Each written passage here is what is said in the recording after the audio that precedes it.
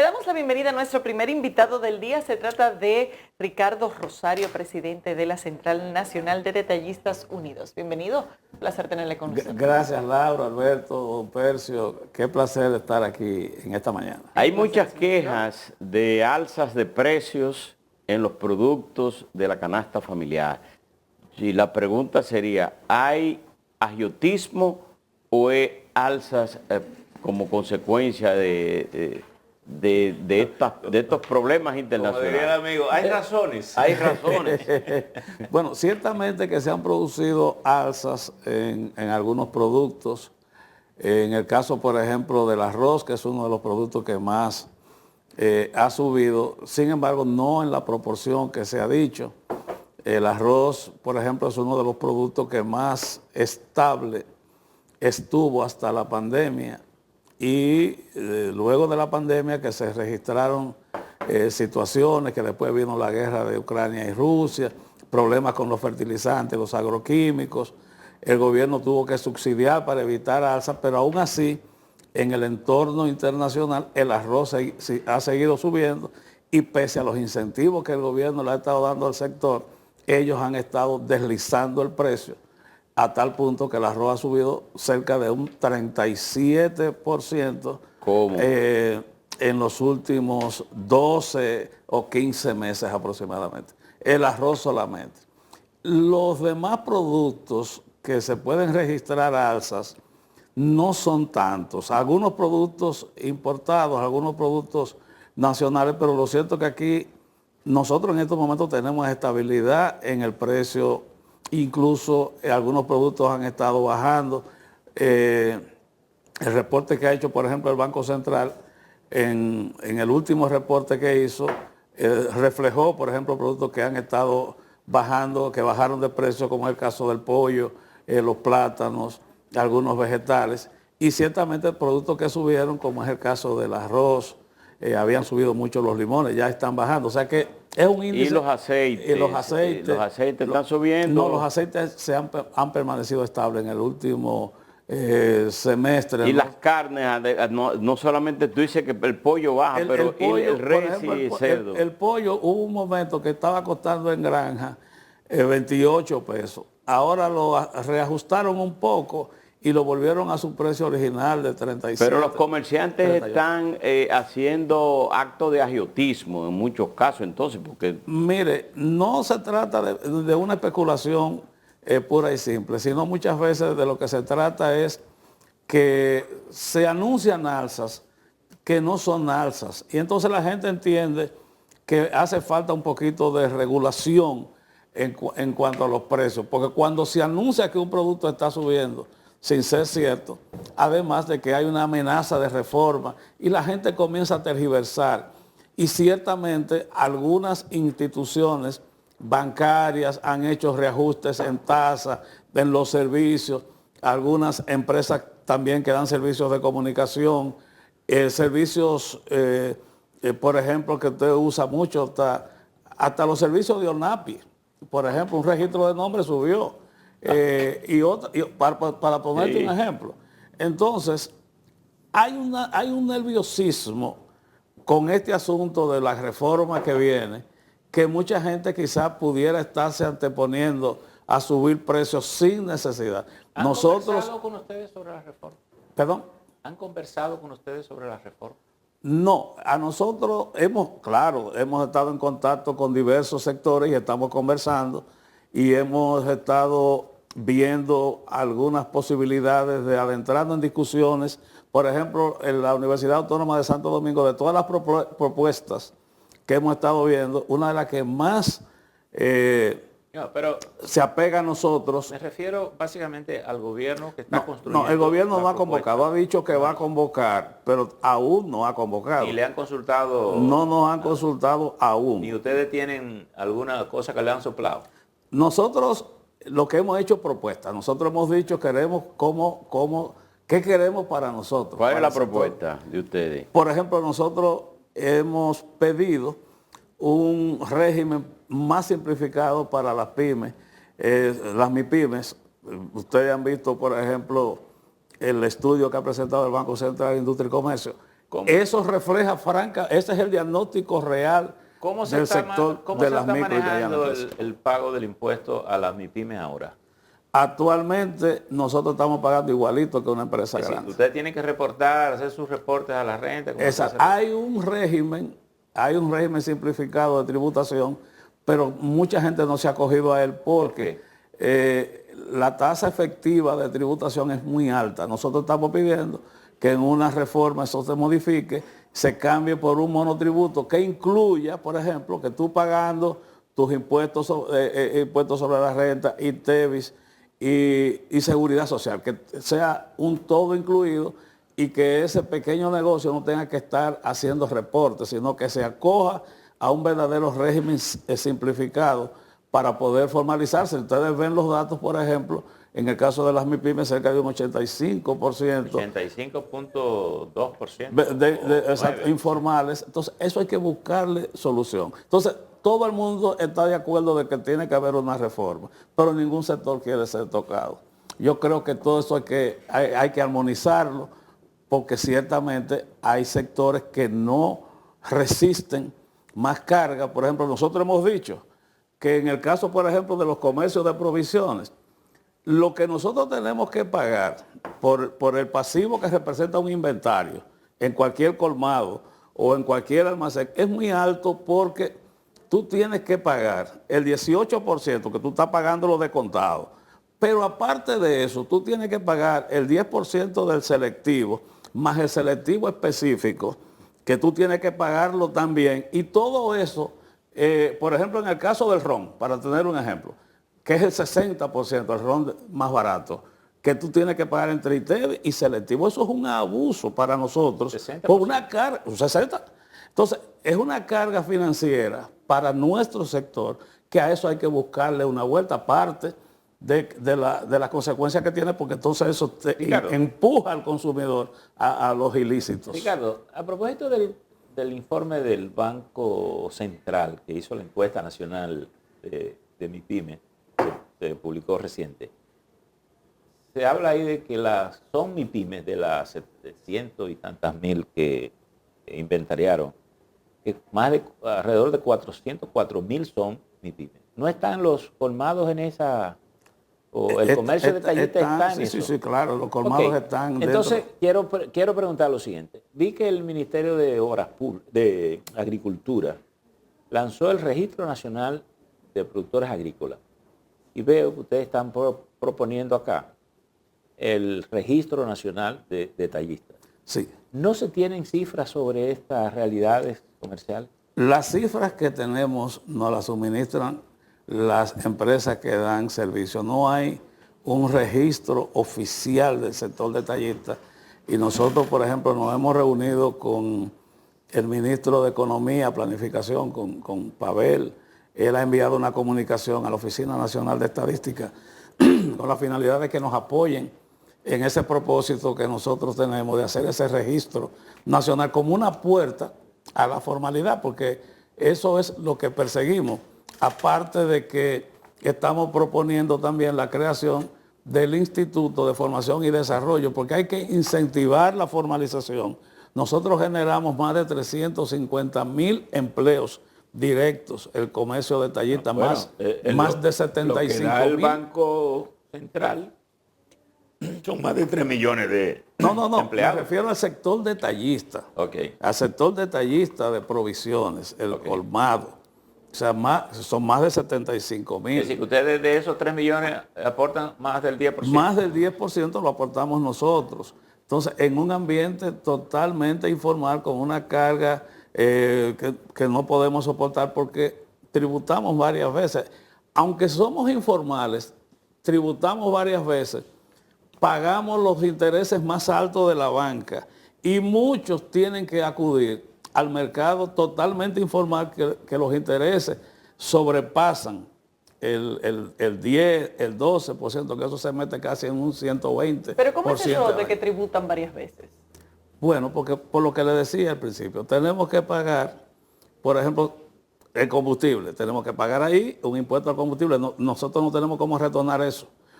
Tenemos que pagar los selectivos. Tenemos que pagar no tenemos seguridad social, pero cuando ocurre cualquier evento en ese colmado, tampoco tenemos nada que nos puedan parar. Yo O sea, que entiendo, tienen otros nosotros costos. queremos pagar. Claro, los costos operativos de un colmado están por encima de un 23% de lo que son sus ventas, lo que significa que el colmado que aplica un 20% promedio a su producto está perdiendo dinero. Entonces, por O sea eso... que el comercio está en crisis. Pero una crisis seria porque somos informales, somos acusados de especuladores, de casas de terror, de todo lo que ustedes se puedan imaginar. Y muchas veces los mismos que nos suplen a nosotros mandan a los clientes, vayan a los supermercados. Oye, qué cosa, ¿no? Los que nosotros representamos, los colmados, que representan el 80% de lo que esas empresas producen, o por ejemplo en el caso del arroz, que he escuchado a sus líderes decirle a la gente, vayan a los supermercados. Sí, pero hay que decirle a la gente lo que pasa. Hay que decirle a la gente que los supermercados aplican economía de escala y que reciben todo el apoyo de los gobiernos y que ellos, el arroz que venden más barato que nosotros porque lo mezclan y porque ellos importan también. Entonces, aquí hay que decir la verdad. El gobierno de la República Dominicana, desde la guerra de Ucrania, ha invertido miles de millones en el sector arrocero, miles de millones.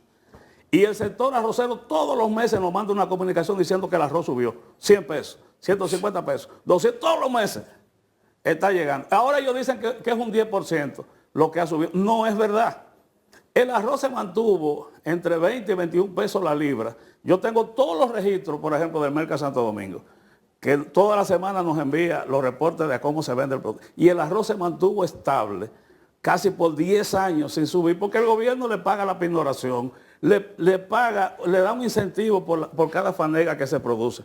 Entonces, ¿quiénes se benefician de esto? Los productores no son, porque los productores se quejan de los molineros. Entonces, hay que hablar claro y decirle a la gente, la fanega actualmente se está pagando 3.900 pesos, la de 120 kilos. Entonces, con una fanega a 390, a 3.900, saquen los números, a ver si aquí se puede vender arroz por debajo de 40 pesos la libra. Pero no echan la culpa a nosotros, a los detallistas, y es donde yo quiero decir lo que hay.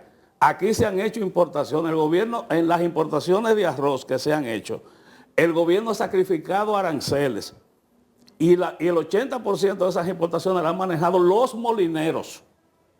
Y cuando ese arroz llega aquí lo mezclan con el arroz criollo, para que estemos claros. Entonces, vamos a decir las cosas como son, porque es muy fácil decirle a la gente, vayan a comprar a los supermercados que venden el arroz más barato. Pero vamos a decir todo. Nosotros estamos de acuerdo de que el arroz no ha subido un 60%. No ha subido un 60%. Pero también es cierto que hay una distorsión en el manejo del suministro del arroz por parte de los molineros, que son los que llevan ese producto a los comercios, Ricardo, a nivel nacional.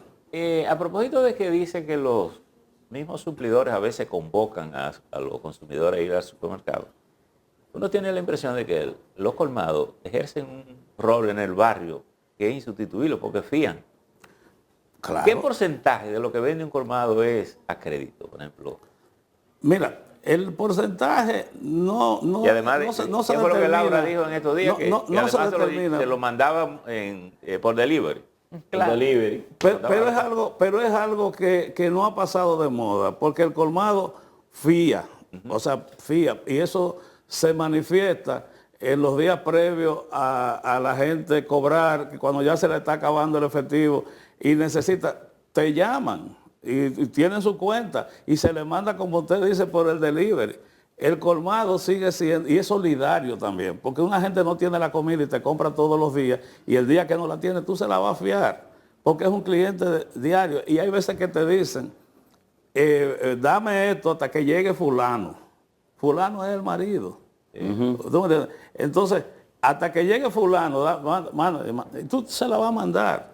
Pero también cuando alguien se agrava en un barrio, el vehículo que está más cercano es el del colmadero y lo suben, es ambulancia, es prestamista, es una parte sociológica de la República Dominicana que nosotros no podemos perder de vista. Eso no lo encuentra en el supermercado.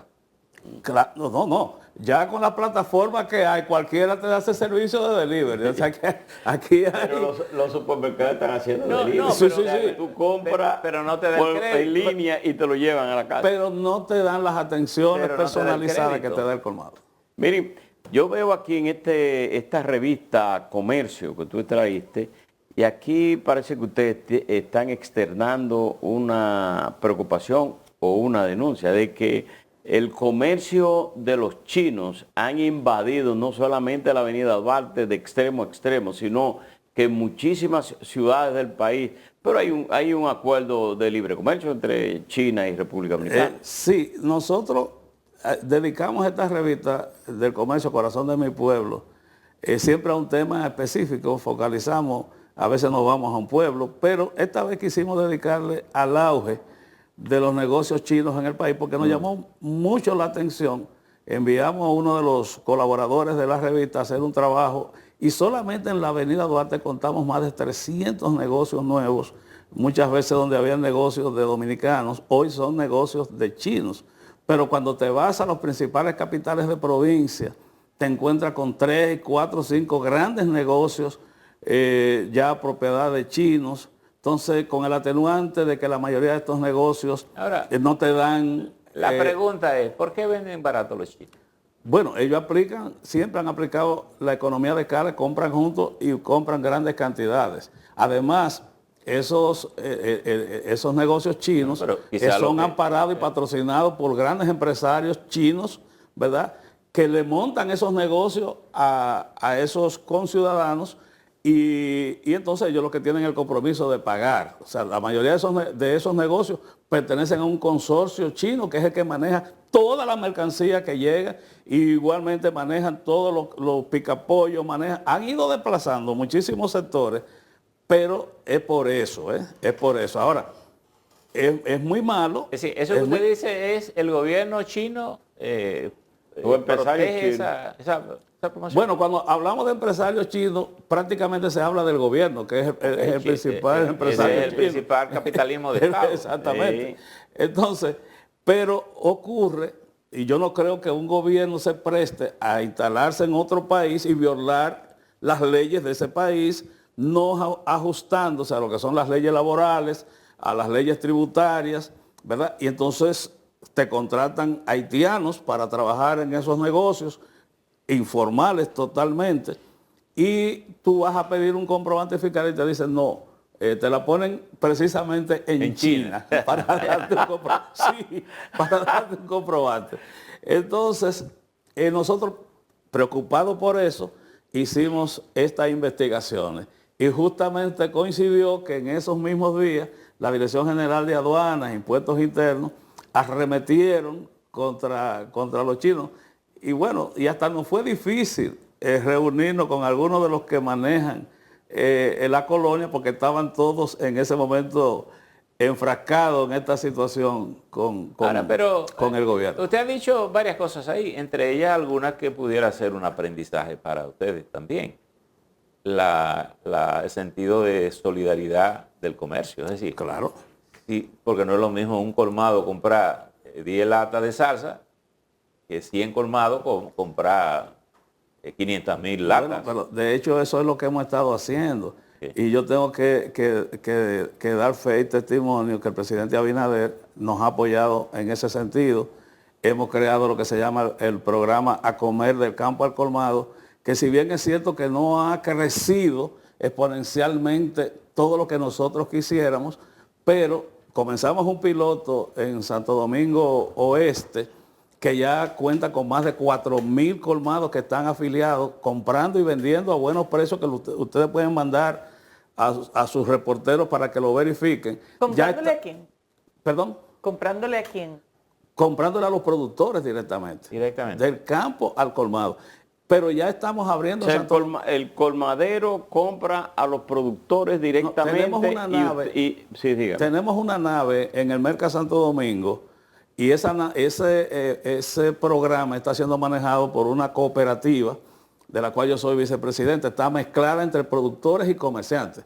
está Claro, liderada la porque cooperativa. Ustedes pueden comprar en el campo productos agrícolas. Productos, pero hay estamos un también comprando algunos hay productos un producto industriales. industrial que ya pasa a otra Estamos realidad. comprando algunos productos industriales. Son 16 productos. Ya. Pero, por ejemplo, ustedes saben que ha habido una crisis con el azúcar y nosotros hemos hecho la diferencia porque los detallistas que están adquiriendo ese azúcar a comer del campo al colmado están recibiendo el mejor precio. Entonces les decía que ya estamos abriendo en Santo Domingo Norte, estamos abriendo en San Pedro de Macorís, estamos abriendo en La Vega también y se va a abrir, porque aunque comenzamos el piloto en Santo Domingo Oeste, en la zona de los Alcarrizos, es tan grande toda esa zona que entonces ya una cooperativa del Merca Santo Domingo va a asumir ese territorio para darles más servicio a todos los comerciantes. Nosotros estamos optimistas y lo único que queremos es participación en las discusiones para buscar. Nosotros no nos oponemos a la reforma, al contrario, la apoyamos.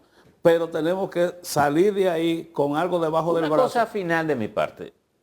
Este es un sistema de renta que está más apoyado en el consumo, captar los recursos en el consumo.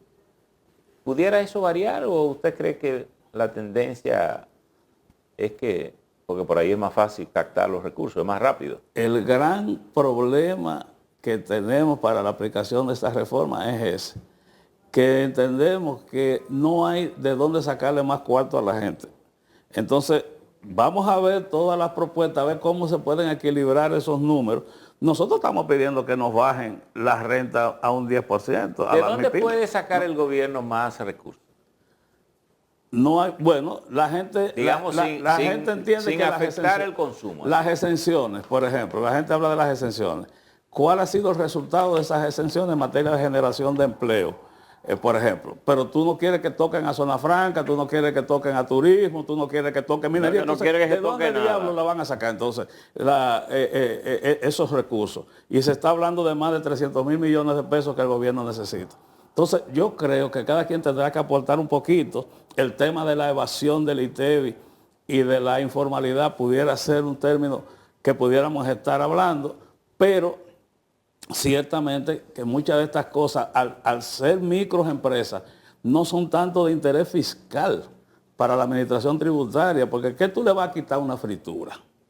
¿Qué tú le vas a quitar a una repostería pequeña, a una gente que tiene un chimichurri? O sea, y son la mayoría, Bueno, y son los que generan la mayoría de los ocupados. Dice el Banco Central en su informe que esas empresas aportan el 32% del Producto Interno Bruto. Precisamente. Porque eso es como el concepto chino. Muchas hacen volumen. Claro, precisamente. Bueno, muchísimas gracias, Ricardo. Gracias, Señores, Ricardo. despedimos a Ricardo Rosario, presidente de la Central Nacional de Detallistas Unidos. Vamos a una pausa, enseguida volvemos.